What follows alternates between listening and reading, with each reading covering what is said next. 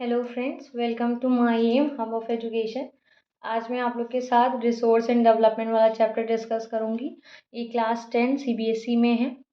तो आज हम लोग इस चैप्टर के बारे में पढ़ेंगे डिटेल में। चलो स्टार्ट करते हैं। सबसे पहले देखिए, ये फोटो मैंने लगाई है बताने के लिए कि रिसोर्स और डेवलपमेंट क्या होता है। इससे थोड़ा आपको रफ आइडिया मिलेगा कि हम लोग यहाँ पे क्या किस चीज़ के बारे में पढ़ेंगे। रिसोर्स के बारे में पढ़ेंगे, नेचुरल रिसोर्स, ह्यूमन रिसोर्स के बारे में पढ़ेंगे। अब देखिए, सबसे पहले हम लोग पढ़ते हैं व्हाट इज अ रिसोर्स। पहले तो टाइप्स में आने से पहले इंसान को ये पता होना चाहिए रिसोर्स होता क्या है। तो देखिए बच्चा, रिसोर्स कोई भी चीज़ जो इन्वायरमेंट में पाई जाती है और वो चीज़ें जब हमारी नीड्स को सेटिस्फाई करे तो उसे रिसोर्स कहते हैं। कोई भी वो चीज़ जो हमारे पर्यावरण में हमें पाई जाए और वो हमारे वांट्स को, हमारे नीड्स को सेटिस्फाई करे तो वो रिसोर्स है।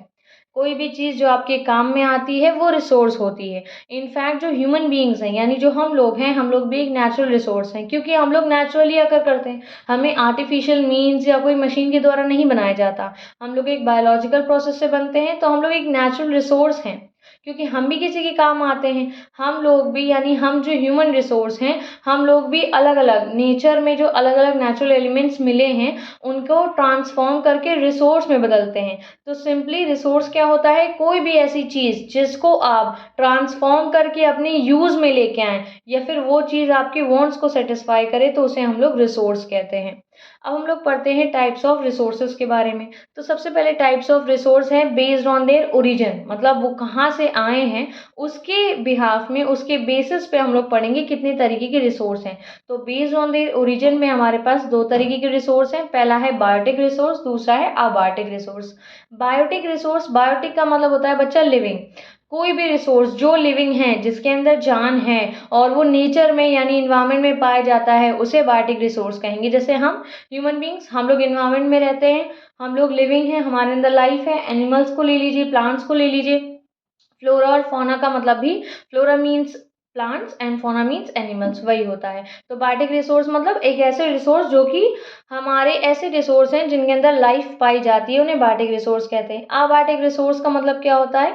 ऐसे रिसोर्स, ये भी नेचर में ही पाए जाते हैं। ऐसा लग रहा, ऐसा नहीं है कि ये यूनिवर्स में है, ये भी नेचर में ही पाए जाते हैं, बस इनमें लाइफ नहीं होती।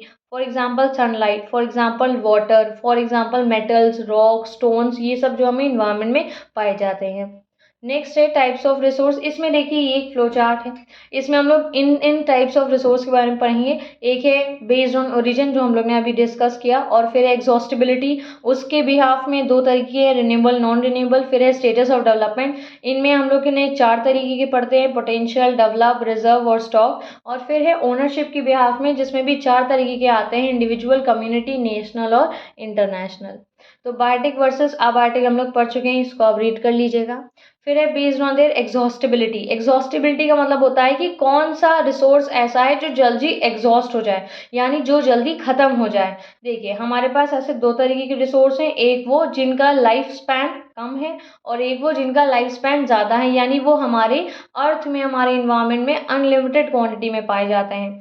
तो हम जिसकी बात करें वो है रिन्यूएबल रिसोर्सेज। रिन्यूएबल रिसोर्सेज वो रिसोर्स होते हैं जो हमारे इन्वायरमेंट में अबंडेंट क्वांटिटीज़ में है। अबंडेंट मतलब बहुत सारी मात्रा में पाए जाते हैं और इनका हम लोग बार बार रीयूज कर सकते हैं, ये जल्दी खत्म नहीं होते, उन्हें बोलते हैं रिन्यूएबल रिसोर्सेज। इनका एग्जांपल है सोलर एनर्जी, यानी जो सनलाइट आती है, wind, water, forest etcetera. Non renewable resources में क्या आते हैं? देखिए इनके नाम्स में ही लिखा है नॉन रिन्यूएबल, यानी एक ऐसे रिसोर्स हैं जो कि जल्दी खत्म हो सकते हैं, जिनकी लाइफ स्पैन ज़्यादा बड़ी नहीं होती है। तो इनको हम लोग को बहुत ज़्यादा रेशनली यूज़ करना चाहिए, समझदारी से यूज़ करना चाहिए, इनका वेस्टेज नहीं करना चाहिए, क्योंकि वैसे भी ये इन्वायरमेंट में, वैसे भी ये नेचर में बहुत कम मात्रा यानी बहुत लिमिटेड मात्रा में पाए जाते हैं। For example fossil fuel, minerals, इनको बनने में ही करीबन मिलियंस ऑफ ईयर्स लगते हैं, इसलिए इनका यूज़ हमें रेशनली करना चाहिए, हम लोग को इनका वेस्ट नहीं करना चाहिए, इनका ऑप्टिमम यूटिलाइजेशन करना चाहिए। नेक्स्ट आता है बेस्ड ऑन ओनरशिप। ओनरशिप के बेस में तो सबसे पहले आता है इंडिविजुअल रिसोर्स। देखिए बच्चा, इंडिविजुअल रिसोर्स यानी वो रिसोर्स हैं जो कि इंडिविजुअल, इंडिविजुअल मीन्स एक अकेला व्यक्ति जो चीज़ ओन करता है, यानी जो उसकी है, उसे इंडिविजुअल रिसोर्स कहते हैं। जैसे land, property, plantation, farm etcetera. फिर आते हैं कम्युनिटी रिसोर्स। कम्युनिटी रिसोर्स मतलब ये वो रिसोर्स हैं जो एक पूरा समुदाय ओन करता है, जैसे फार्म लैंड हो गया, प्रॉपर्टी, पैस्चर, पब्लिक पार्क। जैसे पब्लिक पार्क हैं, प्लेग्राउंड है, ब्यूरियल ग्राउंड्स हैं, पिकनिक स्पॉट है। अब पब्लिक पार्क में पूरा उस सोसाइटी का हर व्यक्ति जा सकता है, जो भी प्लेग्राउंड आपके घर के आसपास है, जो भी ब्यूरियल ग्राउंड्स हैं यानी जो शमशान है वहाँ कोई भी जा सकता है। हर मतलब कोई भी कम्युनिटी का व्यक्ति जा सकता है, पिकनिक स्पॉट में भी हर व्यक्ति जा सकते हैं, तो ये कम्युनिटी प्रॉपर्टी है। फिर आता है नेशनल रिसोर्सेज। नेशनल रिसोर्सेज वो होते हैं जो कि मैन मेड होते हैं और जो कि एक कंट्री को बिलोंग करते हैं। इसके अंदर पूरे कंट्री के अंदर जितने भी रिसोर्स हैं, जैसे इंडिया का मैप आपने देखा है नीचे बना हुआ है, इस इंडिया मैप के अंदर जितने भी रिसोर्स हैं, इस टेरिटरी के अंदर हमारे जितने भी रिसोर्स आते हैं और हमारा जो ओशन है उसके अंदर जितने रिसोर्स आते हैं वो सारे नेशनल रिसोर्स कहलाएंगे, क्योंकि वो सारे के सारे हमारे हैं, हमारी कंट्री के हैं, हमारी कंट्री उसे ओन करती है। फिर अगले आते हैं इंटरनेशनल रिसोर्सेज। ये वो रिसोर्सेज होते हैं जिनको इंस्टीट्यूशन रेगुलेट करती हैं, जो कि इंटरनेशनल इंस्टीट्यूशंस हैं, जो वो उनको रेगुलेट करती हैं। ऐसे रिसोर्स पे किसी एक कंट्री का ओनरशिप नहीं होता है, कोई एक कंट्री उसको ओन नहीं करती है, बल्कि इंटरनेशनल इंस्टीट्यूशंस उनको कंट्रोल और रेगुलेट करते हैं, और इनको यूज़ करने के लिए हमें उन इंस्टीट्यूशन से परमिशन भी लेनी पड़ती है।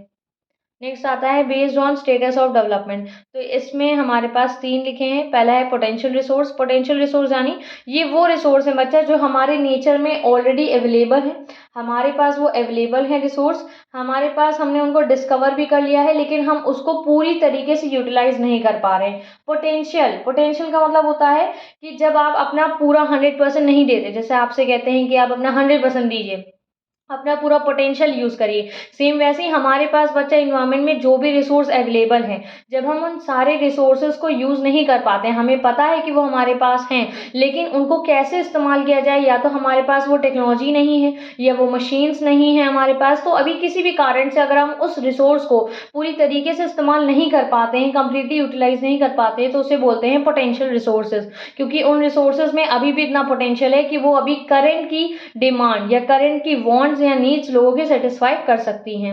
नेक्स्ट है डेवलप रिसोर्सेज। ये अपोजिट होता है पोटेंशियल का। We take years to develop most of the water, fossil fuel, minerals, plant and animals that we use for our need today. Develop resource मतलब इन्हें हम डेवलप करते हैं, इन्हें हम बनाते हैं और फिर हम इनका यूज करते हैं करंट टाइम पे अपनी नीड्स को सेटिस्फाई करने के लिए। नेक्स्ट आता है स्टॉक रिसोर्सेज। ये वो रिसोर्स होते हैं जिनके पास पोटेंशियल होता है but we do not have the adequate knowledge और टेक्नोलॉजी टू डेवलप दैम। लेकिन हमारे पास अभी नॉलेज नहीं है एडिक्वेट, ना हमारे पास इतना नो हाउ है टेक्निकल कि हम उसे डेवलप कर पाएँ। ये स्टॉक रिसोर्सेज को अभी तक हम लोग डेवलप भी नहीं कर पाए क्योंकि हमारे पास अभी नॉलेज नहीं है। तो ऐसे रिसोर्स को बोलते हैं स्टॉक रिसोर्सेज। नेक्स्ट आता है डेवलपमेंट ऑफ रिसोर्सेज, जिसके अंदर हम लोग ने फिर से वही फ्लो चार्ट में क्लासीफाई किया है कि रिसोर्स को बेसिकली बच्चा आप 2 पार्ट में पढ़ सकते हैं, नेचुरल और ह्यूमन। नेचुरल रिसोर्स में भी 2 पार्ट्स आते हैं, रिन्यूएबल और नॉन रिन्यूएबल। रिन्यूएबल रिसोर्स जो वो होते हैं जिनका कंटिन्यूस फ्लो चलता रहता है, जो ख़त्म नहीं होते हैं। बायोलॉजिकल भी होते हैं, बायोलॉजिकल के अंदर आपको नेचुरल वेजिटेशन मिलेगा, वाइल्ड लाइफ मिलेगा। और फिर आपके नॉन रिन्यूएबल रिसोर्स में भी 2 आते हैं, रिसाइक्लेबल और नॉन रिसाइक्लेबल। ह्यूमन में हम लोग ने अभी पढ़ा है स्ट्रक्चर और इंस्टीट्यूशन, और दूसरा है क्वांटिटी और क्वालिटी। तो नेचर ने हमें बहुत सारे नेचुरल रिसोर्सेज दिए हैं, इसके साथ ही ह्यूमंस ने भी सीखा है कि कैसे इन रिसोर्स का यूज़ किया जा सकता है। तो हम लोग ने बहुत सारे रिसोर्स मैन मेड भी बनाए हैं, हम लोग ने खुद से बनाए हैं, but none of these come from free. लेकिन ये जितने भी रिसोर्स हैं ये हमें फ्री नहीं मिलते, हमें इनके लिए सोचना पड़ता है ये कहाँ पे पाए जाते हैं। उनको बनाने के लिए, स्टॉक रिजर्व को अपना पोटेंशियल रिसोर्स बनाने के लिए या डेवलप रिसोर्स बनाने के लिए हमें उसके ऊपर काम करना पड़ता है, ऐसी टेक्नोलॉजी डेवलप करनी पड़ती है ताकि हम उन रिसोर्स का यूज़ कर सकें अपने करंट टाइम की वॉट्स को सेटिस्फाई करने के लिए। नेक्स्ट है रिसोर्स एंड डेवलपमेंट प्लानिंग। तो हम लोग कैसे रिसोर्स और डेवलपमेंट प्लानिंग करते हैं। सबसे पहले रिसोर्स और डेवलपमेंट क्या सेम है। तो इंडिया, आपको पता है इंडिया एक लैंड है जिसमें बहुत ज़्यादा नेचुरल रिसोर्सेज पाए जाते हैं और उसमें डाइवर्सिटी भी बहुत है। वाइल कुछ ऐसे रीजन्स हैं जिनमें रिसोर्सेज और डेवलपमेंट बहुत ज़्यादा है, और कुछ तो ऐसे रीजन हैं भारत में जो कि एकदम पिछड़े हुए हैं इन सब चीज़ों में। एग्जाम्पल है राजस्थान, बिहार, झारखंड, छत्तीसगढ़, इन सब में भरपूर भरपूर मिनरल्स और मेटल ओर्स पाए जाते हैं। दे लार्जली लैक प्रॉपर इंफ्रास्ट्रक्चर, लेकिन ज़्यादातर क्या है इनमें प्रॉपर इंफ्रास्ट्रक्चर नहीं है, अर्बन रिसोर्सेज नहीं है। उन सच केसेस में हम लोग क्या करते हैं, हम लोग वहाँ पे 3 रिसोर्स प्लानिंग करते हैं। जहाँ पे कोई भी प्रॉपर इंफ्रास्ट्रक्चर नहीं है लेकिन रिसोर्स हैं, वहाँ के आसपास इन्वायरमेंट में रिसोर्स है लेकिन उनको यूज़ करने के लिए इंफ्रास्ट्रक्चर नहीं है, तो वहाँ पे हम लोग रिसोर्स प्लानिंग करते हैं। और ये प्लानिंग हम 3 स्टेप में कर सकते हैं। पहला है identifying and documenting the available resource across different region. सबसे पहले हमें क्या करना है, हमें भारत के मैप में ये देखना है कि कहाँ-कहाँ पे अलग-अलग तरीके के रिसोर्स पाए गए हैं। उसके बाद हम लोग एक स्ट्रक्चर प्लान करेंगे जिसमें हम लोग ये देखेंगे कि इन रिसोर्स को यूज़ करने के लिए कौन-सी इनोवेशन और टेक्नोलॉजी का हम लोग डेवलप कर सकते हैं। और फिर उन रिसोर्स को मैच करने के लिए और डेवलप करने के लिए हम लोग उन इनोवेशन पे काम करेंगे और उन पे एक्शन लेंगे, ताकि हम लोग उन रिसोर्सेज को यूज़ कर सकें अपने करंट टाइम की नीड्स को सेटिस्फाई करने के लिए। नेक्स्ट है conservation of resources, land utilisation और प्लानिंग। सबसे पहले तो हमें क्या करना है, देखिए हम लोग ने रिसोर्स ढूंढ लिया, हमने उसकी टेक्नोलॉजी पे काम करना है, लेकिन अब हमें उन्हें एग्जॉस्ट नहीं करना है, शॉर्ट टर्म में खत्म नहीं करना है, हमें उन्हें कंजर्व करना है। तो कंजर्व करने के लिए हमें प्लानिंग की जरूरत है। हम लोग लैंड यूटिलाइजेशन और प्लानिंग करेंगे। लैंड सबसे इंपॉर्टेंट नेचुरल रिसोर्स है। Over the years optimum utilisation होना बहुत ज़रूरी है। ऑप्टिमम यूटिलाइजेशन का मतलब होता है कि आपको इस तरीके से अपने रिसोर्स का यूज़ करना है कि उसका ज़्यादा से ज़्यादा यूज़ कर पाएँ और कम से कम उसका वेस्टेज हो। वेस्टेज कम से कम हो, ज़्यादा से ज़्यादा उसको यूज़ हो, तो उसे बोलते हैं optimum utilisation of natural resources. Human beings ने बहुत सारे डैमेजेस किए हैं लैंड रिसोर्सेज में। 95% ऑफ आवर बेसिक नीड्स जैसे कपड़ा, रोटी, मकान, ये सब हमें ज़मीन से ही मिलता है। हेंस कंजर्वेशन ऑफ लैंड बहुत ज़रूरी हो जाता है। लैंड एक्सट्रीमली क्रूशियल है हमारे फ्यूचर जनरेशन को सर्वाइव कराने के लिए। तो there are different land planning, बहुत सारी लैंड प्लानिंग भी है कि किस तरीके से हम अपने नेचुरल रिसोर्स, जो कि सबसे बड़ा हमारा नेचुरल रिसोर्स है लैंड, उसको हम लोग कैसे कंजर्व कर सकते हैं। पहला है planting shelter belts for plants, ताकि हम लोग प्लांट, पहले तो हम लोग प्लांट करें शेल्टर बेल्ट्स प्लांट्स के लिए। कंट्रोल करें ओवर ग्रेजिंग। ओवर ग्रेजिंग का मतलब क्या है कि ज़्यादा किसी भी एक जगह पे ज़्यादा से ज़्यादा या बार बार कोई भी जानवर आके घास ना खाए। इससे क्या होगा, सॉइल की फर्टिलिटी खत्म हो जाएगी, तो ओवर ग्रेजिंग होने से रोकें। स्टेबलाइज करें स्टैंड ड्यून्स को। सैंड ड्यून्स यानी एक जगह पे रेत के टीले ना बने। प्रॉपर मैनेजमेंट करें हम लोग वेस्ट लाइन्स के, कंट्रोल करें मिनिंग एक्टिविटीज़ को, प्रॉपर डिस्पोजल, इंडस्ट्रियल वेस्ट को प्रॉपर्ली डिस्पोज ऑफ करें, और लैंड और वाटर डिग्रेडेशन को भी हम लोग कम से कम करें। अगर हम लोग ये सारी स्टेप्स कर लेते हैं तो हम लोग कहीं ना कहीं लैंड को यूटिलाइज कर पाएंगे और लैंड को फ्यूचर टर्म तक हम लोग उसको कंजर्व कर सकते हैं। फिर है soil conservation. India's natural landscape और जोग्राफिकल लोकेशन में आपने देखा है कि इंडिया के पास वैरायटी ऑफ सॉइल्स है। अलग अलग रीजन में इंडिया के पास अलग अलग सॉइल्स पाई जाती हैं। जैसे आपने सुना ही है डेक्कन प्लेट्यू में ब्लैक सॉइल सबसे ज़्यादा पाई जाती हैं। तो इंडिया में अलग अलग रीजन में अलग अलग तरीके की सॉइल मिली हैं। However each of these soil yield plants endemic to the region they are found in. What is endemic? Endemic का मतलब होता है कोई भी ऐसा प्लांट जो वहीं पे पाया जाए, जिसका जन्म वहीं पे हुआ है, जिसका जेनेसिस वहीं है, ओरिजिन वहीं है। कोई भी प्लांट जो वहीं उगता है तो उसे एंडेमिक कहते हैं कि वो उस रीजन में एंडेमिक है। जैसे डेक्कन प्लेट्यू में ब्लैक सॉइल एंडेमिक है, वो वहीं पाई जाएगी आपको। हाउएवर ड्रास्टिक फार्मिंग और मास प्रोडक्शन की वजह से बहुत ज़्यादा हैवी सॉइल इरोजन हुआ है, और उसकी वजह से हमारी सॉइल की फर्टिलिटी भी कहीं ना कहीं कम हुई है। तो इसीलिए हम लोग कहते हैं कि सॉइल को कंजर्व करना ज़रूरी है, क्योंकि एग्रीकल्चर हो या कुछ भी हो, सॉइल के बिना नहीं हो सकता। तो सॉइल को कंजर्व करना बहुत ज़रूरी है। देयर आर डिफरेंट मेथड्स भी हैं जिससे हम लोग सॉइल इरोजन को रोक सकते हैं। पहला है कॉन्टूर प्लफिंग करके, ताकि हम लोग फ्लो ऑफ वाटर को इरिगेशन के थ्रू कम से कम कर सके। टेरेस फार्मिंग करें ताकि सॉइल इरोजन कम से कम हो, और प्लांटिंग शेल्टर बेल्ट्स करें फॉर प्लांट्स। फिर आता है सस्टेनेबिलिटी क्या होती है। तो sustainability is a development that satisfy the needs of the present without compromising the capacity of future generation. Sustainability का मतलब होता है बच्चा कि हम लोग इस तरीके से अपने रिसोर्सेज का यूज़ करें कि उसका बेनिफिट हमारी करेंट जनरेशन तो उठा पाए, उसके साथ ही साथ हमारी आने वाली फ्यूचर जनरेशन भी उसका बेनिफिट उठा सके। यानी हमें उसे एग्जॉस्ट नहीं करना है अपने तक, हमें इस तरीके से उसे कंजर्व भी करना है कि हमारी फ्यूचर जनरेशन भी उन रिसोर्सेज का यूज़ कर पाए। उसे बोलते हैं सस्टेनेबिलिटी। इट मीन्स हम लोग मेंटेन करें हेल्दी रिलेशनशिप इन्वायरमेंट के साथ और प्रिवेंट करें इन्वायरमेंटल डिस्ट्रक्शन को, ताकि उससे पहले हम लोग उसको रिपेयर कर सकें, प्रिवेंट कर सकें इन्वायरमेंटल डिस्ट्रक्शन। सस्टेनेबल डेवलपमेंट बहुत ज़रूरी होता है। ये इसीलिए किया जाता है ताकि हम लोग अपने रिन्यूएबल रिसोर्स के साथ साथ नॉन रिन्यूएबल रिसोर्सेज को भी कंजर्व करें, और उससे हमारे करंट टाइम की जनरेशन के साथ साथ फ्यूचर जनरेशन को भी बेनिफिट्स हम लोग दे सकें। एग्जाम्पल क्या है सस्टेनेबल डेवलपमेंट के, जैसे wind energy, solar energy, crop rotation, sustainable construction, efficient water fixtures, green space, sustainable forestry, ये सब एग्जाम्पल्स हैं कुछ सस्टेनेबल डेवलपमेंट के। तो यहाँ तक लेक्चर हमारा खत्म हो गया है। अब हम आपके पास कुछ क्वेश्चंस लेके आए हैं, आप लोग इन क्वेश्चंस को पढ़ सकते हैं। इन क्वेश्चंस के साथ साथ इनका आंसर भी दिया है जो आपके एग्जाम्स में भी बहुत ज़्यादा यूजफुल होंगे। जैसे रिन्यूएबल नॉन रिन्यूएबल रिसोर्सेज में अंतर क्या होता है, आप इनको पढ़ सकते हैं, इनका स्क्रीनशॉट ले सकते हैं। नेक्स्ट, खादर सॉइल और भांगर सॉइल में क्या डिफरेंस होता है, बच्चे इसमें बहुत कंफ्यूज होते हैं, हमने एक फ़ोटो भी दी है, इससे आप क्लियर कर सकते हैं कि क्या डिफरेंस होता है। नेक्स्ट, रिसोर्स प्लानिंग क्यों ज़रूरी है, इसके 3 फेजेस क्या हैं, अभी मैंने एक्सप्लेन किया था, आप इसका रिटन फॉर्म भी देख सकते हैं कि आप किस तरीके से अपने आंसर को फ्रेम करेंगे। फिर है डिफरेंशिएट क्या होता है स्टॉक रिसोर्स और रिजर्व्स के बीच में, ये भी आप पढ़ सकते हैं। What is meant by national resource and individual resource, national resource और इंडिविजुअल रिसोर्स में अंतर क्या है, ये भी आप देख सकते हैं। 4 फोटोज भी लगी हैं अलग अलग रिसोर्स की, इसके एग्जाम्पल लिख सकते हैं। अलग explain the resource on the basis of origin and exhaustibility, ये भी आप पढ़ सकते हैं, मैंने एक्सप्लेन किया है। सॉइल इरोजन क्या होता है, इनकी 2 एक्टिविटीज, ह्यूमन एक्टिविटीज ऐसी बताइए जिनकी वजह से सॉइल इरोजन हो रहा है, वो भी दिया है। Explain any 3 steps that can be taken to solve the problem of land degradation. Land degradation के प्रॉब्लम को ठीक करने के लिए 3 स्टेप बताइए, वो भी दिया है। फिर आपको बताना है कि क्या रोल होता है ह्यूमंस का रिसोर्स डेवलपमेंट में, ये भी आपको बताना है।